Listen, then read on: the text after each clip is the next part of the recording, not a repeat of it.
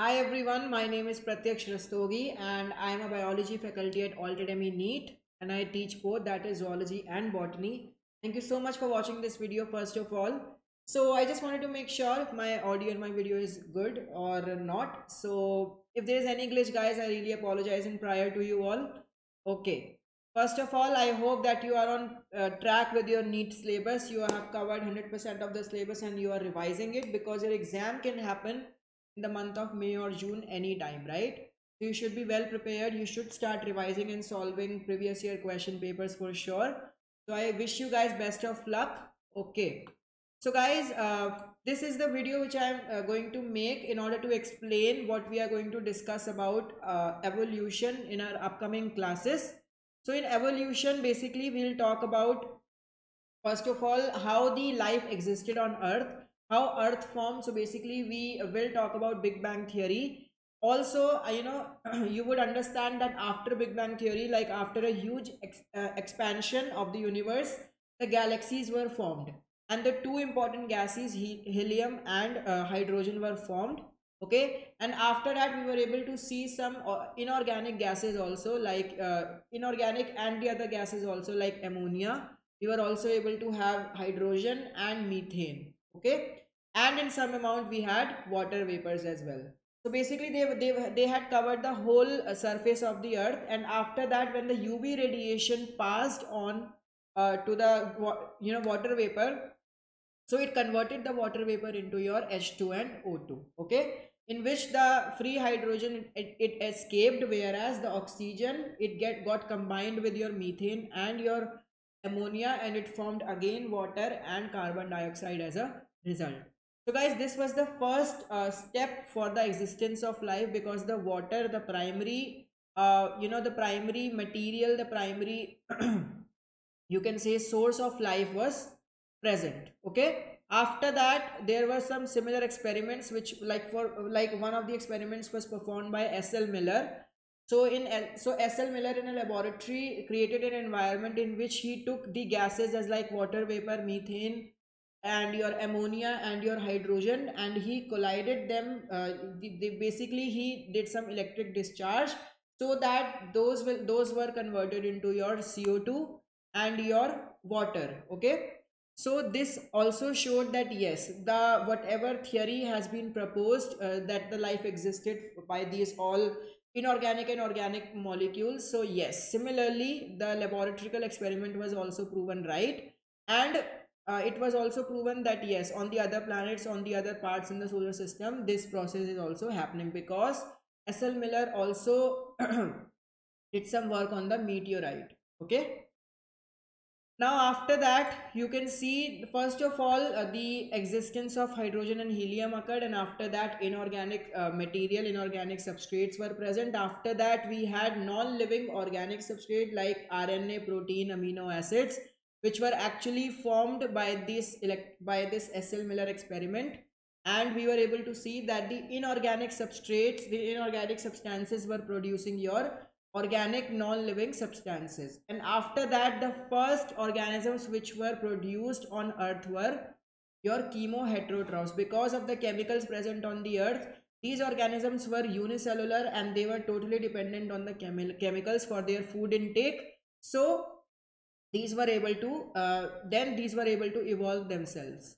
After that guys, so the SL Miller experiment, I told you that he took methane, ammonia, water vapor and hydrogen, and he basically discharged the electricity at 8000 degrees Celsius temperature in order to form these organic material like amino acids. And similarly he was able to identify the same composition present in the meteorite. Then the evolution of life. So in evolution of life, as the Charles Darwin in his ship called HMS Beagle, he had a he had a visit all over the world, and he was able to explain about natural selection. What he told, that first of all he said survival of the fittest means that those organisms which will be fit, those organisms who will be able to adapt themselves to the changes in the environment, those organisms who will be reproductively fit in order to produce new generations adapting the same environment, So those will be called as the survival, those will be called as the fit organisms, and they will be able to survive in the environment without any negative impact. Okay, so this is what Charles Darwin said. And after that also he had given an example of okay, and after that he was able to explain about survival of the fittest, and he also gave an example of moth. So moth was an example of melanism, industrial melanism, in which pre-industrialization the black moths were more in number, the white moths were more in number, and the black moths were less in number. But whereas when the lichens got reduced due to the more pollution occurring post industrialization, so the white moths were decreased in number, whereas black moths were increased in number. So it means that the moths were able to basically naturally evolve themselves as per the environmental conditions. So that is called as natural selection, and that is the best example of given by your Charles Darwin.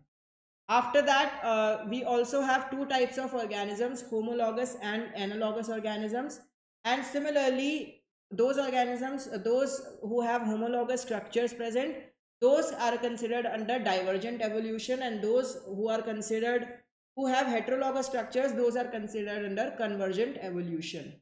So homologous structures means those structures who have same kind of anatomy, same kind of shape, but they have different functions. Okay, for example, upper limb of all human beings, upper limb of bat, upper limb of whale, and upper limb of cheetah. So we all have similar anatomy of the hand. We have radius, ulna, we have humerus, we have carpal, metacarpal phalanges, but we all have different functions. Some have swimming, some have flying. We are able to pick the things up, we are able to move.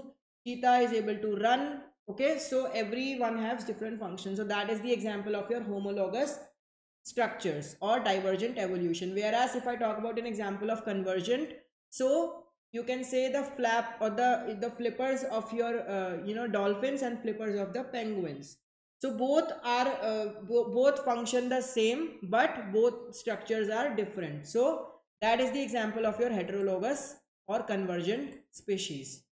Now after that, Darwin also talked about adaptive radiation. Adaptive radiation means that the organisms of the same species, they have evolved over time over a certain geographical area, and then they have migrated towards the different geographical locations, and they have set up their own population. So it means they have adapted to the environment, and then they have radiated to the different locations. For example, the best will be Darwin finches in Galapagos Islands. Also, the other best example would be marsupials present. Marsupials are basically marsupials were involved from a single organism, and now they have radiated to different parts, and all the populations are classified differently. So marsupials is again an example of your adaptive radiation. So guys, this was all about the explanation of what we are going to cover in evolution chapter. Okay, so I hope that you will guys read it in advance from your NCERT books, and you will also come prepared, and you will also study the PDF materials provided to you for the same. So guys, we will cover this in detailed manner in our upcoming class on evolution, so please be prepared for that. And yes, I hope that you will stay tuned for the class. Thank you so much guys. Bye bye, take care.